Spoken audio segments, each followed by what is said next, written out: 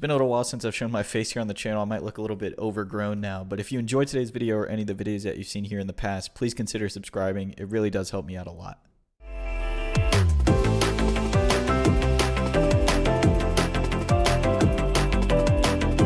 Let's talk a little bit about playing with a purpose, and what do I mean by that? To me, it's having another motive other than winning. It's to focus on something you've been working on in a match to get better. And sometimes that purpose will indirectly lead you to winning, or sometimes indirectly lead you to losing. What you're concerned with is not winning or losing. You're concerned with getting better at whatever aspect you're focusing on at that time. Let me give you an example. When I started my second account that I've been playing Jury on, my purpose was to get better at anti-airing. That was one of my big focuses, and I'd like to think that I got a little bit better. I'm no CJ Truth or anything like that at anti-airing, but I'm a little bit better now. And as a result of that improvement, I've won a ton of games. I have a bunch of wins, and obviously they're lower ranked players. I know a little bit more than them about the game, but my anti-airing is ultimately what sort of led me to keep climbing. Let's say you've mastered whatever aspect of the game you're focusing on at that time, right? Maybe you want to press a certain button, punish a certain string, anti-air.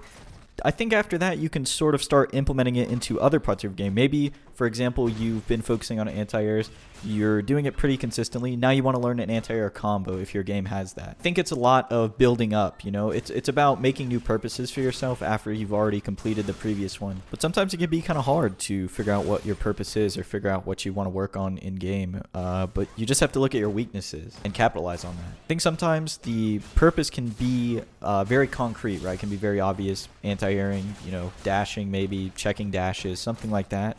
And sometimes it's a little bit more abstract. For example, one of my weaknesses is I don't pick up on my opponent's patterns or, their habits very well. I'm way too concerned about what I'm doing. And I'm trying to react to things that I don't even need to be reacting to because I know they're coming, right? Or I should know they're coming. So a more abstract purpose that I've been trying to play with is just getting to know what my opponent is thinking and getting better at picking up on habits and patterns of my opponent rather than playing on an autopilot. That's something that really sets me back a lot of the times. And by autopilot, I mean sort of like a flowchart. And when my flowchart or autopilot gets challenged, so to speak, I shut down, right? I don't really think critically in the moment and try and overcome. I just get frustrated and sort of shut down. This happens a lot against one, zoners, and two, Guile in particular, right? Because the way Guile works is he's going to throw a bunch of sonic booms, and he's going to have down charge when you jump or anti-air you.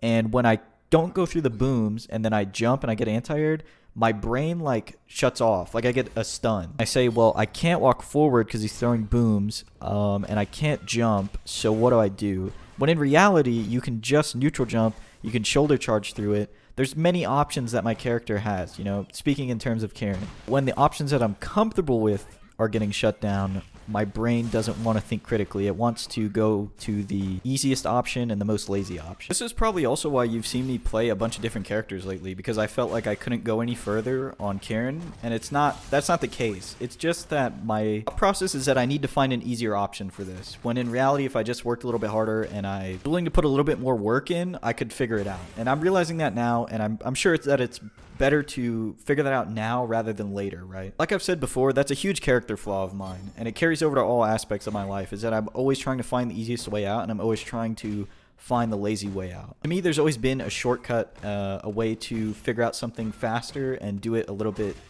maybe half-assed, but get it done. Playing fighting games over the past year and a half has really shown me that there's no shortcut for getting good. There's no shortcut for getting actually good at a game or anything in life, really. If you're really passionate about something and you really want to get good at something, you won't take that shortcut. You'll take the long way around that tells you how to do everything. I was a little bit off topic, but it came to me in the moment, and I thought it fit the narrative a little bit.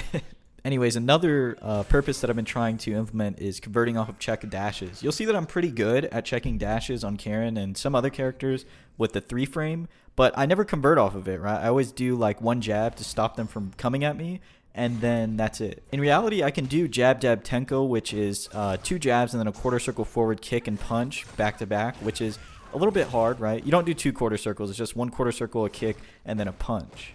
The window for it is very short, so it can be kind of hard. And that, again, is one of the main reasons why I switched characters so much in the past month, is I was playing against a lot of Balrog and a lot of Bison, and they both have moves that are -4 that you have to know how to punish or you're going to get abused. And the last straw, I remember this very clearly, is playing a Bison who spammed Light Scissors -4 on block, and I could not punish it. I kept hitting stand light kick, and the Tenko wouldn't come out. I kept doing crouch jab, and it would not come out, and he light scissored me to death for 30 seconds straight. and I lost full. I remember saying I can't do this anymore. I need a character with a better 4-frame conversion. Not a better one, but an easier one because I'm just not good enough. And that was me trying to take a shortcut. In reality, the answer is to just go into the lab and do it a couple times and you'll figure it out. And then the next time you play them, your purpose is to punish that. That's the purpose that you have to play for, is to punish that 4-frame that you've been practicing in the training mode, and that it all comes full circle. So to simplify it, the process was I lost to a move, I should have labbed it, and then the next time I played against that character, I should have been able to convert. That should have been my purpose, was to convert off of that 4-frame punish. I know that we got a little bit off topic, but the way that I make these videos is I just sort of write a topic on a notepad and then just run with it. And whatever comes to me while I'm recording it. And that's just the way that I like to do things and the way that I enjoy making these commentary videos. Anyways, that's it for today. If you guys did enjoy, please consider subscribing, and I hope you look forward to all the videos that are coming in the future.